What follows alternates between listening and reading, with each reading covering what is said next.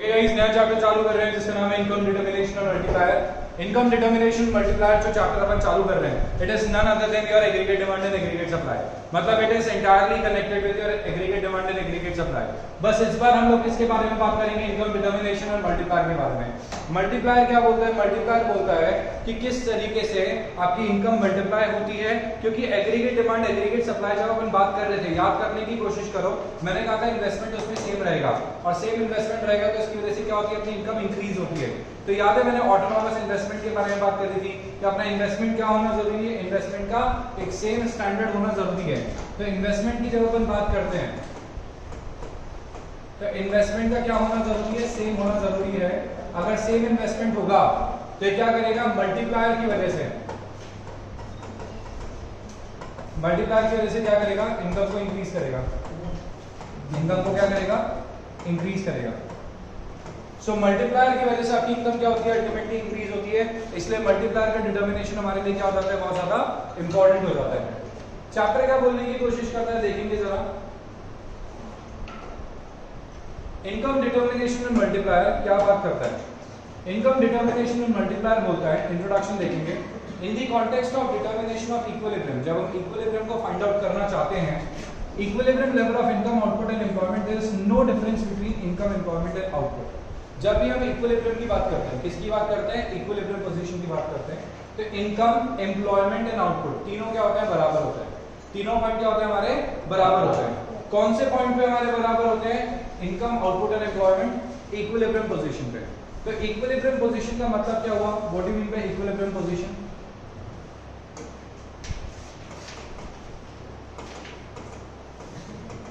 Equilibrium point का मतलब क्या होता है? जहां पे तीन चीजें बराबर होगी।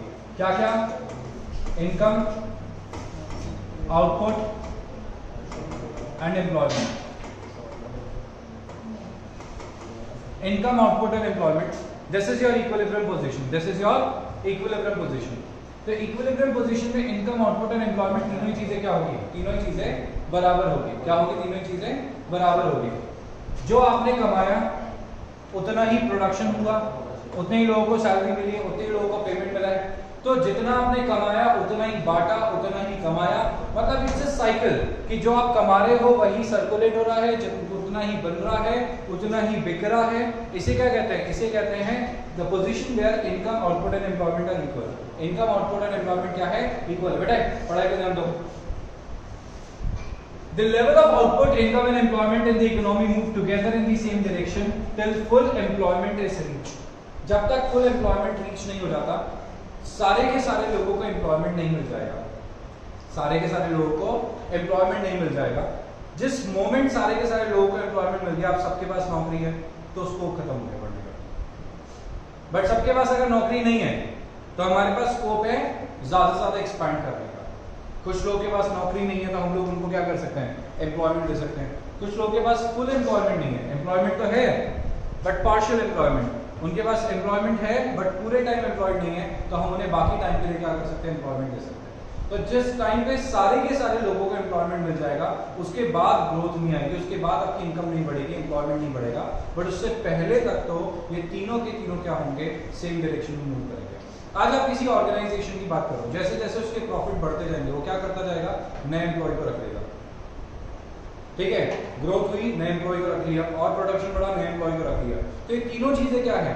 इनकम भी बढ़ रही है, एम्प्लॉयमेंट भी बढ़ रहा है, प्रोडक्शन भी बढ़ रहा है। ये तीनों चीजें हमेशा क्या होगी? एक डायरेक्शन में मूव करेंगी।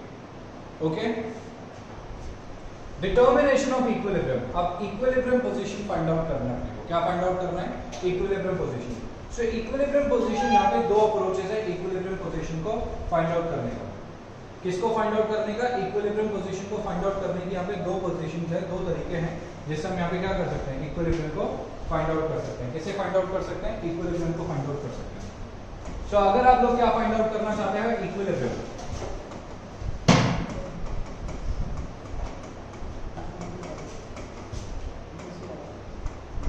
इक्विलिब्रियम फाइंड आउट करना चाहते हैं इकोनॉमी के अंदर, तो अगर अपने को बेटे क्या फाइंड आउट करना है? इक्विलिब्रियम फाइंड आउट करना है इकोनॉमी के अंदर। तो इक्विलिब्रियम फाइंड आउट करने के दो तरीके हैं हमारे पास। इक्विलिब्रियम फाइंड आउट करने के दो तरीके हैं हमारे पास। ठीक है, एक तो है हमारे पास, सबसे पहला तो है aggregate demand, aggregate supply approach. Aggregate demand and aggregate supply approach. तो पहली अप्रोच तो होती है AD equals to AS approach. क्या कौन सी होती है? AD equals to AS approach. तो एग्रीगेट डिमांड एग्रीगेट सप्लाई के बराबर है। पहली तो अप्रोच ये होती है कि AD equals to AS approach. कौन सी? AD equals to AS approach, जहां पे एग्रीगेट डिमांड और एग्रीगेट सप्लाई दोनों क्या हो जाएंगे? हमारे बराबर हो जाएंगे। क्या हो जाएंगे? दोनों के दोनों बराबर हो जाएंगे। तो this is called as AD AS approach. Aggregate demand aggregate supply बराबर हो जाता है। ठीक है, एग्रीगेट डिमांड और एग्रीगेट सप्लाई को अपन ओपन करके देखें तो एग्रीगेट डिमांड का मतलब क्या होता है? एग्रीगेट डिमांड का मतलब होता है सी प्लस आई। सी प्लस आई का मतलब क्या होता है बेटे? ठीक है, जो आपने कमाया उसे आपने या तो कंज्यूम करा या उसे आपने इन्वेस्ट करा। और एग्रीगेट सप्लाई का मतलब होता है सी प्लस एस, जो आपने कमाया उसको आपने कंज्यूम करा या उसको आपने सेव करा। सो एग्रीगेट डिमांड का मतलब होता है सी प्लस आई और एग्रीगेट सप्लाई का मतलब होता है C plus S. C plus I और सी प्लस एस दो अप्रोचेस चलती है, सी प्लस आई अप्रोच या सी प्लस एस अप्रोच। ये देखा जाए तो कंजम्पशन और कंजम्पशन बराबर है, तो इस अप्रोच का नाम होता है आई इक्वल्स टू एस अप्रोच। मतलब एग्रीगेट डिमांड एग्रीगेट सप्लाई, एक तो अप्रोच ये होगी और दूसरी अप्रोच जो है वो एग्रीगेट डिमांड और एग्रीगेट सप्लाई से ही निकल के आई है। ठीक है, उसको क्या कहते हैं? I equals to S approach. Income equals to, ठीक है, ये I equals to investment equals to saving approach. तो यहाँ पे इक्विलिब्रियम पोजीशन जब एडीएस बराबर हो जाए और यहाँ पे इक्विलिब्रियम पोजीशन जब, ठीक है, इन्वेस्टमेंट एंड सेविंग्स बराबर। तो यहाँ पे दो तरीके हैं इक्विलिब्रियम को फाइंड आउट करने के। इनकम डिटर्मिनेशन के अंदर इक्विलिब्रियम को फाइंड आउट करने के दो तरीके होते हैं। कौन कौन से? पहला अप्रोच होता है, ठीक है, AD इक्वल्स टू AS और दूसरा होता है I इक्वल्स टू S। तो equilibrium level of income and employment is determined when aggregate demand is equals to aggregate supply और planned savings is equals to planned investment. जब AD/AS बराबर हो या जितना हमने सोचा है उतना ही हमारे इन्वेस्टमेंट हो, हमने जो सोचा है उतना ही हमने क्या करा हो? इन्वेस्टमेंट किया। तो सुनो मेरी बात, कल की क्लास के अंदर मैंने आपको क्या पढ़ाया था? कल की क्लास में जाते जाते अपन ने लास्ट में कुछ छोटे मोटे टॉपिक्स देखे थे, जिसके अंदर अपना था planned savings and planned investment. Planned investment क्या होता है? एक्स एंटी इन्वेस्टमेंट क्या होता है? जो एंटीसिपेटेड या पहले से ही डिजायर्ड इन्वेस्टमेंट होते हैं, जो पहले ही करे जाते हैं। याद है? इनकम कमाते ही जो इन्वेस्टमेंट किए जाते हैं, इनकम कमाते ही जो सेविंग्स करी जाती है, तो ये मैंने कल बताया था आपको। और एक होता है एक्स पोस्ट सेविंग्स और एक्स पोस्ट इन्वेस्टमेंट, जो पोस्ट इन्वेस्टमेंट्स होते हैं, जो पहले क्या करेंगे? पहले खर्चा, बाद में बचत। समझ रहे हो? तो ये कौन से अप्रोच है? ये है planned saving equals to planned investment. मतलब पहले ही सोचा तो ही अप्रोच बराबर होगी, बाद में सोचोगे तो बराबर नहीं होगी। तो यानी कि अगर मेरे को इन्वेस्टमेंट कितना करना है इकोनॉमी के अंदर, मुझे बचत भी उतनी करनी है इकोनॉमी के अंदर, तो दोनों बराबर हो गए। तो ये पहले ही सोचना पड़ेगा आपको, तभी अप्रोच काम करेगी। समझ आ गया? और फुल एम्प्लॉयमेंट का मतलब कल याद है लास्ट में मैंने फुल एम्प्लॉयमेंट बताया था? कल याद है? अपन लास्ट में यही तो टॉपिक के बारे में डिस्कशन कर रहे थे कि फुल एम्प्लॉयमेंट क्या है। तो फुल एम्प्लॉयमेंट मतलब कि जो भी एफिशिएंटली क्या कर सकते हैं? जॉब कर सकते हैं, उन सारे लोगों के पास जॉब है, उसे क्या कहते हैं? फुल एम्प्लॉयमेंट सिचुएशन कहते हैं। क्या कहते हैं? Full employment situation. So there are two ways or approaches of determining equilibrium level of income, output and employment. कितनी अप्रोचेस है? दो। इक्विलिब्रियम लेवल ऑफ इनकम बोलो, आउटपुट बोलो, एम्प्लॉयमेंट बोलो, या तीनों एक साथ बोलो, एक ही बात है। Aggregate demand aggregate supply approach और दूसरा होता है सेविंग इन्वेस्टमेंट अप्रोच। दूसरा क्या होता है? Saving investment approach. तो पहला क्या है? AD equals to AS approach और दूसरा क्या है? Saving investment approach. अब ये बोलता है, सबसे पहले अपन बात करेंगे किसके बारे में? Aggregate demand and aggregate supply के बारे में। So aggregate supply demand and aggregate supply क्या बोलता है? अप्रोच क्या है? AD का मतलब होता है C प्लस आई और AS का मतलब होता है C प्लस S। AD का मतलब क्या होता है? C प्लस आई और AS का मतलब क्या होता है? C plus S। Aggregate demand aggregate supply का और एग्रीगेट डिमांड का क्या शो करता है? भाई एग्रीगेट सप्लाई का शो करता है नेशनल इनकम। क्या शो करता है? नेशनल इनकम शो करता है। याद रखना, AD AS क्या शो करता है? AS is equals to national income. ठीक है, AS का मतलब क्या होता है? C प्लस S, जो कमाया वो खाया या बचाया। समझ रहे हो क्या? तो वो क्या होती है? नेशनल इनकम के बराबर होता है। So aggregate supply represents national income. ये कैसे बनती है एग्रीगेट सप्लाई का? It is represented by 45 degree line. कैसी बनती है बेटे? 45 डिग्री लाइन बनती है ओरिजिन से। AS is sum total of consumption and saving. Therefore AS is represented by C plus S. और एग्रीगेट डिमांड क्या है? It is sum total of consumption and investment. ये किसका टोटल होता है? कंजम्पशन एंड इन्वेस्टमेंट का। So it is sum total of consumption and investment. Consumption and investment का total होता है, उसे क्या कहते हैं? उसे अपन कहते हैं एग्रीगेट डिमांड। क्या कहते हैं उसे? Aggregate demand. तो what do you mean by aggregate demand? Aggregate demand means, ठीक है, vertical summation of consumption and investment. Consumption और इन्वेस्टमेंट का क्या है? टोटल है, वर्टिकल टोटल है। इसे क्या कहते हैं? इसे कहते हैं aggregate demand. Therefore aggregate demand is represented by C plus I। aggregate demand को कौन रिप्रेजेंट करता है? C plus I। इक्विलिब्रियम क्या है? इक्विलिब्रियम पॉइंट वो पॉइंट जहां पे एग्रीगेट डिमांड एग्रीगेट सप्लाई क्या हो जाए? बराबर हो जाए। जहां पे एग्रीगेट डिमांड एग्रीगेट सप्लाई बराबर, मतलब जो आपने कमाया वही आपने खर्च कर दिया। जो आपने कमाया वही आपने एग्जैक्टली क्या कर दिया? खर्च कर दिया। तो एडी एग्रीगेट डिमांड किसके बराबर? एग्रीगेट सप्लाई के बराबर। The equilibrium is reached only when AD equals to AS because at this level there is no tendency of income and output to change। यहाँ पे कोई टेंडेंसी नहीं होती आपको चेंज होने की। The equilibrium is an equilibrium when aggregate demand represented by C plus I curve is equals to the total output or aggregate supply represented by AS curve। So aggregate demand aggregate supply दोनों इस point पे क्या हो जाता है? बराबर हो जाते हैं। The aggregate demand curve shows the desired level of expenditure by consumer and firms corresponding to each level of output। Her level of output पे जितना आपका कंजम्पशन है, जितना आपका इन्वेस्टमेंट है, वही शो करता है। चालू करते हैं इसे सॉल्व करना। सबसे पहले इसका डायग्राम बनाएंगे।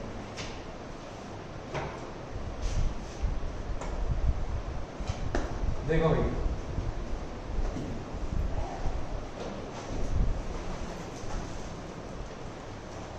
ये क्या है? This is what 45 degree line क्या होती है?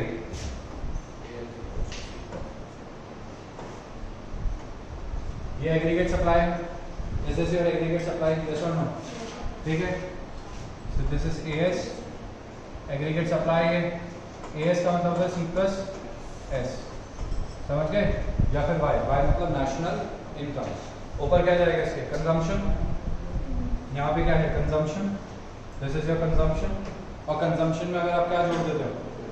इन्वेस्टमेंट जोड़ देते हो, तो क्या बन जाता है? This is your aggregate demand C plus I। जिस पॉइंट पे एग्रीगेट डिमांड और एग्रीगेट सप्लाई क्या कर जाए? मीट कर जाए। जिस पॉइंट पे एग्रीगेट डिमांड और एग्रीगेट सप्लाई क्या कर जाए? मीट कर जाए, वो पॉइंट क्या बन जाएगा आपका? वो पॉइंट क्या बन जाएगा आपका? हाँ जी, इक्विलिब्रियम पॉइंट। तो यही है हमारा equilibrium point. This is our equilibrium point. इस पॉइंट पे क्या है? Aggregate demand equals to aggregate supply, यानी कि इक्विलिब्रियम पॉइंट बन गया। इक्विलिब्रियम क्या बन गया? इक्विलिब्रियम पॉइंट बन गया। This is our equilibrium point. कोई दिक्कत है तो बोलो। हाँ जी, डन? कोई दिक्कत है? नहीं। तो this is what? This is consumption, this is what? Investment, this is I। बोलो, कोई दिक्कत है क्या? हाँ, नो सर। कोई डाउट? छोटा सा भी नहीं?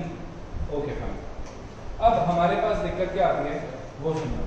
इन्वेस्टमेंट तो फिक्स नहीं होती है। इन्वेस्टमेंट ले लो ना, फिक्स नहीं क्या हो? ये ऊपर के प्रपोर्शनल फिक्स लाइन ही है ये। इसका टोटल कंजम्पशन प्लस इन्वेस्टमेंट दोनों का टोटल का एग्रीगेट डिमांड होता है, ये वो शो करता है। आगे समझ में? ठीक। अब आगे देखेंगे। आगे अपने को इसमें क्या दे रखा है सुनना। ये तो हो गया पॉइंट जो शो करता है एग्रीगेट डिमांड एग्रीगेट सप्लाई कैसे बराबर हुए। अब देखिए आगे, how AS and AD adjust to each other. अब मैं आप लोगों को एडजस्टमेंट मैकेनिज्म सिखा रहा हूं। एडजस्टमेंट मैकेनिज्म का मतलब है कि जब भी हम बात करते हैं एग्रीगेट डिमांड और एग्रीगेट सप्लाई के बारे में, ये हमेशा बराबर अपने आप ही क्यों हो जाता है? आज ये ऑटोमेटिकली कैसे ये इक्वल हो जाता है, क्या रीजन है इसके पीछे? तो देखो, aggregate demand is always equals to aggregate supply. ठीक है। कभी कभी हमारे पास सिचुएशन आती है जब एडी क्या होता है हमारा ग्रेटर होता है एएस से, और दूसरी सिचुएशन हमारे सामने कभी कभी होती है कि जब हमारा एग्रीगेट डिमांड कम होता है एग्रीगेट सप्लाई से, तो दूसरी सिचुएशन हमारे सामने ये भी हो जाती है। सो कभी कभी हमारे सामने एडी ग्रेटर देन एएस और AD less than AS situation हो जाती है। उस सिचुएशन में ये जो एडजस्टमेंट मैकेनिज्म है ऑटोमेटिकली काम करता है। कैसे काम करता है? ऑटोमेटिकली काम करता है। ऑटोमेटिकली कैसे काम करता है तो सुनो, यहाँ पे क्या जा रहा है? This is our aggregate supply. ये क्या है? हमारा एग्रीगेट सप्लाई है, सबको पता है। और यहाँ से जा रहा है हमारा क्या? Aggregate demand ED. ओके, ये जो पॉइंट है, ये पॉइंट किसको शो करता है? इक्विलिब्रियम पॉइंट है। This is our equilibrium point. अगर कोई पॉइंट इससे पहले आ जाए और कोई पॉइंट इसके बाद आ जाए तो ये ऑटोमेटिकली यहाँ पे क्या हो जाएंगे? एडजस्ट करने की कोशिश करेंगे अपने आप को। क्या करने की कोशिश करेंगे? एडजस्ट करने की कोशिश करेंगे अपने आप को। एक्स एक्सिस 0, वाई एक्सिस क्या है? Income, output, employment. ये नीचे क्या होता है? इनकम, आउटपुट और एम्प्लॉयमेंट सबको पता है तो बराबर होते हैं। ये क्या है? दिस इज ओ वाई, ये y2, ये y1 लिख देते हैं।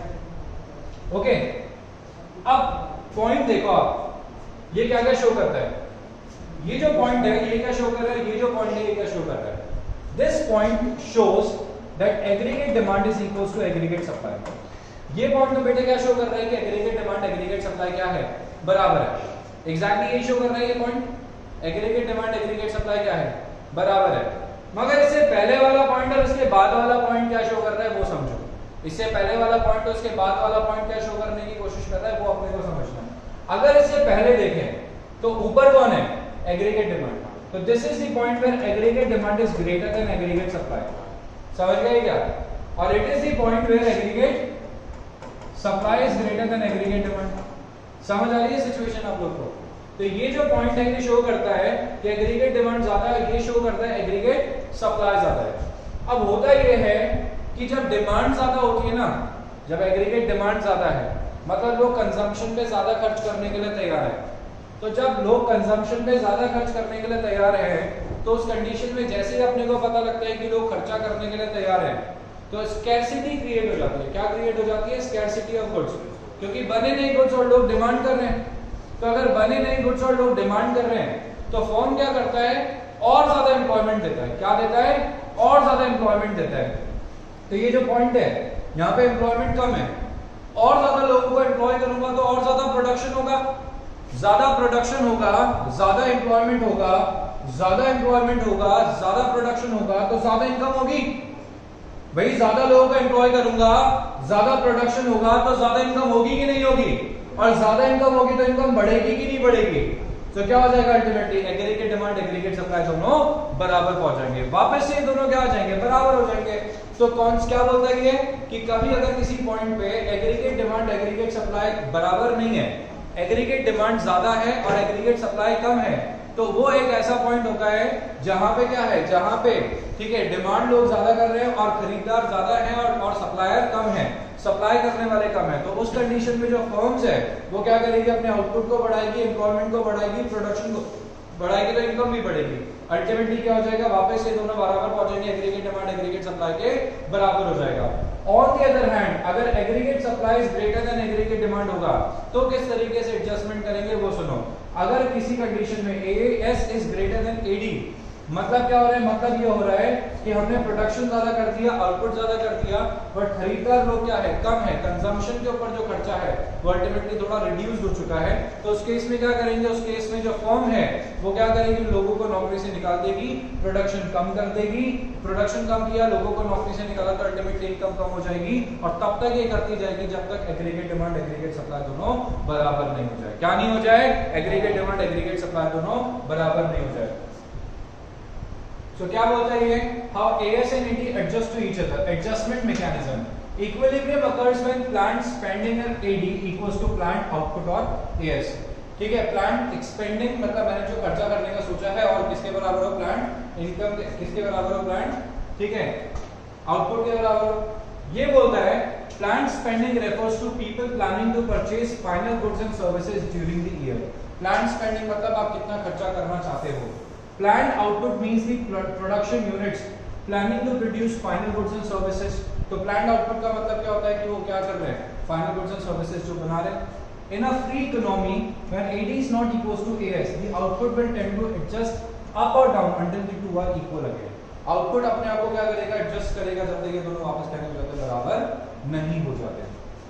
If ठीक है AS और AD अगर क्या होता है? if AS is greater than AD और AD is greater than AS तो प्लांट स्पेंडिंग अब क्या हो रहा है समझ लो। AS क्या है? ज्यादा है, या एडी क्या है, कम है, ठीक है। तो plant spending is less than planned output, plant spending क्या है, प्लांट आउटपुट से कम है। तो उस कंडीशन में क्या होगा, when AS is greater than AD, जब AS ज्यादा है, अभी समझाया था मैंने आपको AS के बारे में, अगर AS ज्यादा होता है तो क्या करते हैं, एग्रीगेट सप्लाई ज्यादा होता है तो क्या करते हैं, if aggregate supply is greater than aggregate demand, the flow of goods and services in the economy tends to exceed their demand, flow of goods and services क्या करेगा, डिमांड को एक्सीड करेगा। in other words plant spending is less than plant output, plant spending क्या हो जाएगा, plant output से कम, समझ गए क्या। तो लोग खर्चा क्या कर रहे हैं, खर्चा क्या कर रहे हैं, कम, और आउटपुट है ज्यादा, एएस क्या है, सप्लाई है ज्यादा और खरीदार है कम। This means that consumers and firms together will be buying fewer goods than firm produce. तो कंज्यूमर और फर्म्स दोनों क्या कर रहे हैं, कम गुड्स खरीद रहे हैं, जितना प्रोड्यूसर बना रहे हैं उससे भी। As a result, some of the goods will remain unsold. कुछ गुड्स क्या रह जाएंगे, अनसोल्ड रह जाएंगे, क्या रह जाएंगे, अनसोल्ड, मार्केट में बिके ही नहीं। कुछ गुड्स क्या रह जाएंगे, अनसोल्ड रह जाएंगे, जो मार्केट में बिके ही नहीं। To clear unwanted stock, इनको बेचने के लिए क्या करें, the firm would plan less production, क्या प्लान करेगा, less production. This process of decrease in output will continue until the economy is back to output level OY. जब तक आप OY level of production पर नहीं आ जाते, वापस से अपने OY level of production पर नहीं आ जाते, तब तक ये इकोनॉमी को पीछे धकेले जाएगा, इनकम को कम करते जाएगा, लोगों को नौकरी से निकालते जाएगा, जब तक मैं उस पोजीशन में नहीं आ जाता जितना मैं बनाता हूँ उतना लोग खरीदने के लिए तैयार है। तो मुझे उस पोजीशन पे आना क्या है, जरूरी है, समझ गए क्या। As a result, AS would reduce and become equal to AD, और वापस से क्या हो जाएगा, AD के बराबर हो जाएगा। दिक्कत है तो बोलो भाई, नहीं है दिक्कत। आगे क्या बोलता है, again if AS is greater than AD, AS क्या हो जाए, AD से ज्यादा हो जाए, ठीक है। There will be tendency of decrease in production and national income till it reaches equilibrium level of income at which AD is equals to AS। क्या बोलता है, अगर AS क्या है, ज्यादा है AD से, तो डिक्रीज इन प्रोडक्शन होगा, प्रोडक्शन कम तो एम्प्लॉयमेंट कम बेटे, यही तो समझाया। प्रोडक्शन कम हो गया तो एम्प्लॉयमेंट भी क्या हो जाएगा, कम, प्रोडक्शन कम, एम्प्लॉयमेंट कम, इनकम कम, वापस से कहां पहुंच गया, ठीक है, इक्विलिब्रियम पोजीशन जहां पे ADS क्या हो जाएगा, वापस से बराबर हो जाएगा। और अगर उल्टा होगा तो एम्प्लॉयमेंट देंगे, प्रोडक्शन करेंगे तो और नौकरी तो और ज्यादा इनकम, वो तो समझ आएगी। तो if AS is less than AD या AD is greater than AS, तो क्या होगा उस कंडीशन में, when AD is greater than AS, जब एग्रीगेट डिमांड क्या है, एग्रीगेट सप्लाई से ज्यादा है, flow of goods and services in the economy tends to be less than the demand. तो फ्लो एंड सर्विसेज क्या रहेगी, लेस देन द डिमांड रहेगी। In other words planned spending is more than planned output, spending क्या है, ज्यादा है output से, समझ गए क्या, स्पेंडिंग क्या है, ज्यादा है। The producers find the stock falling below the desired level, लग गया क्या, स्टॉक तो खत्म होने वाला है, लोग की डिमांड तो बहुत ज्यादा है, लोग तो बहुत ज्यादा कुछ खरीदना चाहते हैं, हम लोगों ने तो इतने बनाए नहीं, इतने बनाने के लिए क्या करें, डिमांड ज्यादा तो क्या करें, और प्रोडक्शन करो, क्या करो, और ज्यादा production. This means that consumers and firms together would be buying more goods, ज्यादा गुड्स खरीदेंगे, then firms produces, as a result existing good will be sold, सब बिक जाएगा, समझ गए क्या, existing stock बिक जाएगा। To rebuild the desired stock, the producer will plan greater production, producer क्या प्लान करेंगे, greater production, भैया और ज्यादा बनाना पड़ेगा अपने को, ठीक है, for the following year, next year के लिए। In other words, producers respond by producing more output। तो अगर डिमांड क्या है, ज्यादा है और सप्लाई कम है, तो उसका रिस्पॉन्स कैसे करें, अरे आउटपुट को बढ़ा दो, आउटपुट को बढ़ा दो, more output means more income, output बढ़ेगा तो क्या हो जाएगी, इनकम बढ़ जाएगी। This process of increase in output will continue until the economy is back at output level OY. As a result, OS would increase to become equal to AD। ठीक है, इससे क्या होगा अल्टीमेटली, ठीक है, एग्रीगेट सप्लाई क्या हो जाएगी, इंक्रीज हो जाएगी और वापस से किसके बराबर हो जाएगी, एग्रीगेट डिमांड के बराबर। In this case, there will be tendency increase in production, increase in employment, increase in national income। ठीक है, till it reaches to equilibrium जहाँ पे AD और AS क्या हो जाएगा, बराबर हो जाएगा। बोलो कोई छोटा सा भी डाउट है, बताइए, समझ आ गई है, ठीक है। तो यानी कि इसका मतलब क्या हो गया, इसका मतलब क्या हुआ, इसका मतलब क्या है, आउटपुट को क्या करना है, रिड्यूस करना है, दिस मींस रिडक्शन इन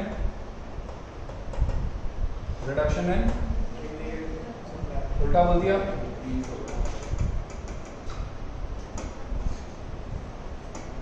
इसका मतलब क्या है,